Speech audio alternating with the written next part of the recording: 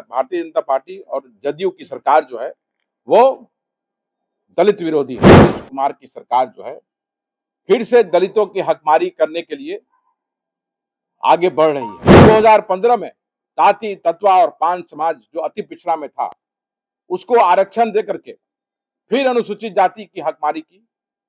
तो हम इसका विरोध करते हैं कि हर हाल में अगर इस पर पुनर्विचार करने की बात जो शुरू हुई है, इसका विरोध पूरे बिहार में, बिहार के जितने भी दलित संगठन हैं, कांग्रेस, बिहार कांग्रेस जो है वो सड़क पे आने वाले दिनों में प्रदर्शन करेगी और अपना विरोध दर्ज कराएगी। नीतीश कुमार की सरकार ने अति पिछड़ा में आने वाले ताती, तत्वा और पान समाज को गैर संवैधानिक तरीके से अनुसूचित जाति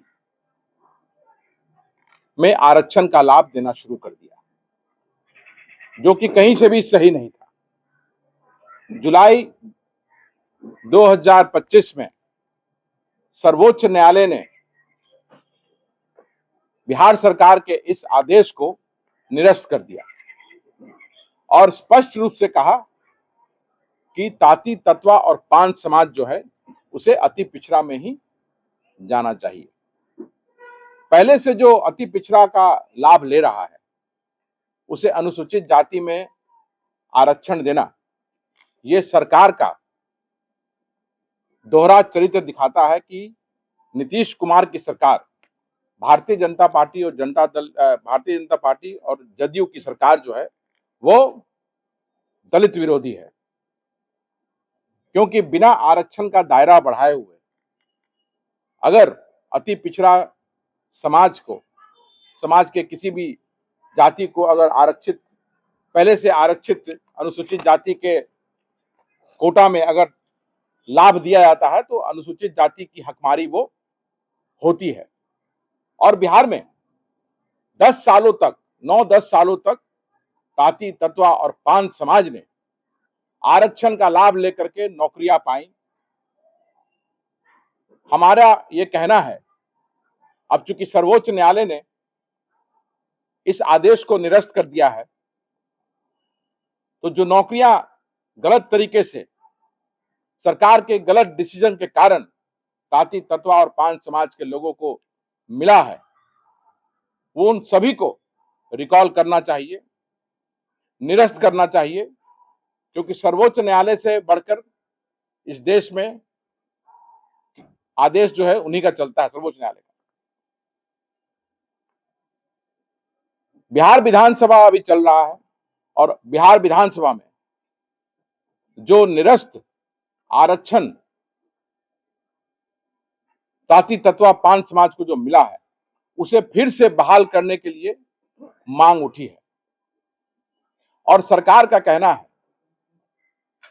विजय चौधरी जी का इस पर बयान आया है कि हम इस पर पुनर्विचार करेंगे। तो ये बयान जो है ये बताता है कि नीतीश कुमार की सरकार जो है फिर से दलितों की हकमारी करने के लिए आगे बढ़ रही है। तो बिहार का दलित समाज, बिहार कांग्रेस और बिहार के दलित जितने भी संगठन हैं दलित समाज के, वो इस चीज का विरोध करेंगे और पूरे बिहार में आने वाले समय में प्रदर्शन करेंगे इस सरकार के विरोध में कि अनुसूचित जाति की हकमारी जो है वो नहीं होनी चाहिए। अगर सरकार हमारी संख्या के अनुपात से हिस्सेदारी अगर बढ़ाती, संख्या के अनुपात से अगर आरक्षण का दायरा बढ़ता, तब ये बात समझी जा सकती है। आज हमारी संख्या जो है वो पहले जब आरक्षण लागू हुआ था उससे बढ़ चुका है। तो हमारी मांग है कि संख्या के अनुपात से आरक्षण की हिस्सेदारी जो है वो बढ़नी चाहिए। आरक्षण को छेड़छाड़ नहीं होना चाहिए, जो कि नीतीश कुमार जी ने 2015 में इसमें छेड़छाड़ करके अनुसूचित जाति की हकमारी की। राज्य सरकार को ये अधिकारी नहीं है कि वो आरक्षण दे सके, तो वो गैर संवैधानिक तरीके से था, इसलिए सर्वोच्च न्यायालय ने इसको निरस्त कर दिया। नीतीश कुमार जी लगातार अनुसूचित जाति के विरोध में काम करते रहे हैं।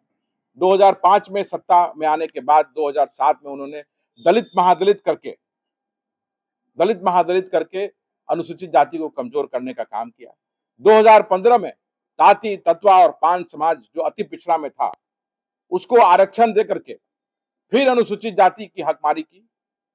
तो हम इसका विरोध करते हैं कि हर हाल में अगर इस पर पुनर्विचार करने की बात जो शुरू हुई है, इसका विरोध पूरे बिहार में, बिहार के जितने भी दलित संगठन है, बिहार कांग्रेस जो है वो सड़क पे आने वाले दिनों में प्रदर्शन करेगी और अपना विरोध दर्ज कराएगी।